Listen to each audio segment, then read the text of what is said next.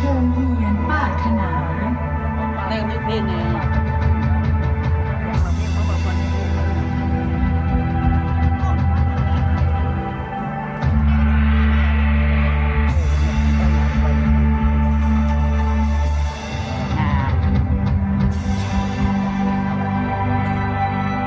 ผ่านที่ดินแดนนี้อุดมพังมีด้วยภูมิปัญญา ประดิษฐ์คิดค้นและพัฒนาจนเป็นสินค้าส่งออกไปขาย จะดินเหนียวนำมาปั้น สร้างและสรรเครื่องไส้ได้หลากหลาย มีหลายรูปหลายแบบหลายลวดลาย เสริมขยายสร้างรายได้ให้ครอบครัวแค่แล้ว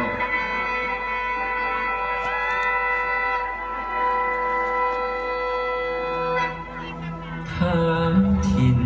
ดินแดนนี้